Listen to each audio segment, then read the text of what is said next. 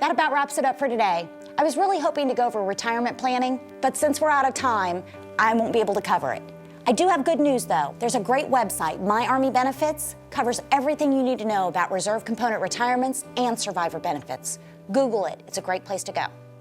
Okay, I'll stick around if you have any questions. And otherwise, thank you very much for your attention and have a great day. Thank you.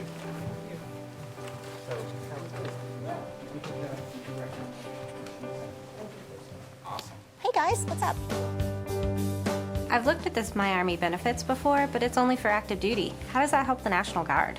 Not anymore. That's all changed. My Army Benefits is now for reserve component soldiers as well. They have all the information you'll need. Retirement calculators, survivor benefit calculators, the whole 9 yards. How do I estimate my retirement pay in 10 years? Good question. Yeah, I've already got my 20-year letter. How do I know how much money I'm going to But get? I need to know, is it worth making E7? Okay, all right, guys, I got it. Let's go through the reserve component calculator together. I'm gonna first log in to My Army Benefits.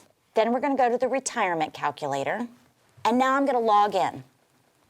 The reason we log in is because it pulls your personal information from the databases.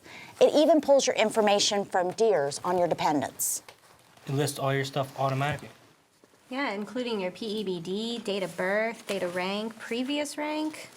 What if some of the data is wrong? Like, say you were promoted, but it didn't show up? Not a problem. You can go in and adjust the fields to show the correct information. It'll all work out. Now, you're also going to need to add in your current points and a few other retirement projections, but the website does all the work. It really is too easy. Sergeant, there's all kinds of questions about points and all this other stuff. Where do I find points? Okay, guys, let's help the specialist. Where do you get your retirement points?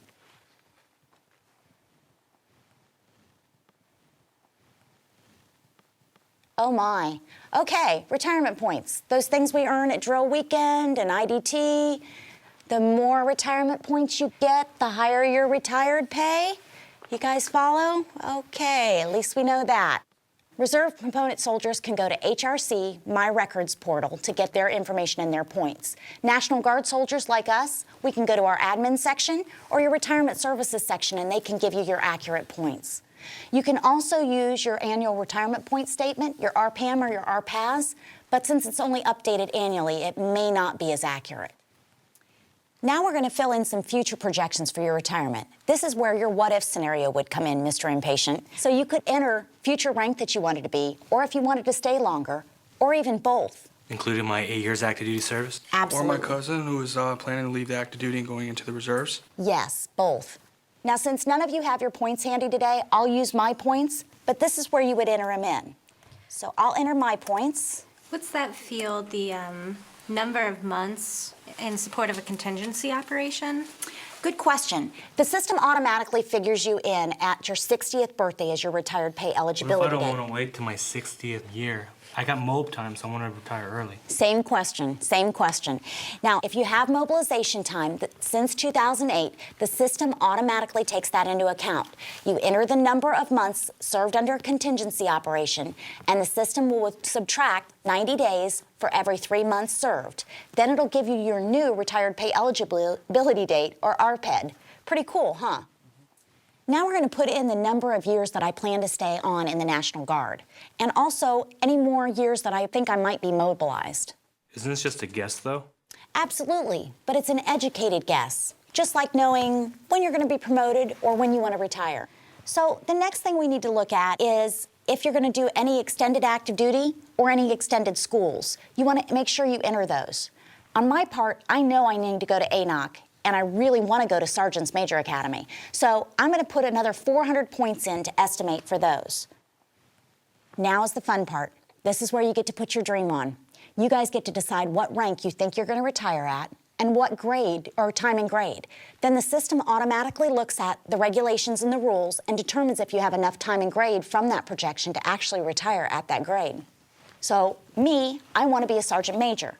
I know there's a 2-year time and grade, so I can project a date of rank of 2017. So I can't get promoted and then retire? Absolutely not. Only warrant officers, and they need 31 days. But we all know they wrote the rules. So I would check with your personnel department. They should be able to tell you what you need for your current date of rank. And what does this mean, the mandatory removal date? Great question, ma'am. Mandatory removal date for enlisted is our 60th birthday. But for officers, it's dependent on commission service and how long you can serve by law. For lieutenant colonels, it's 28 years. Colonels, 30. So how do I figure out this, the projected date of transfer to retired reserve? Great question. Now, that depends on your personal goals. Some people get their 20-year letter and want to immediately go into the gray area. Other folks, like our Mr. Impatient, need to wait a while so they can retire at the grade of rank that they just made. Me, I'm going to wait a while. More points, more money. Make sense? All right. Now that we have everything filled in, I'm going to hit the calculate button, and it's going to show my retirement estimate. If you look, you can see I'll retire as an E9 with about 6,000 points, and you can see how much money I'll make. Pretty cool, huh? Well, it is straightforward and pretty easy. What's that TV commercial? So easy a sergeant major could do it? You're right. It is pretty easy.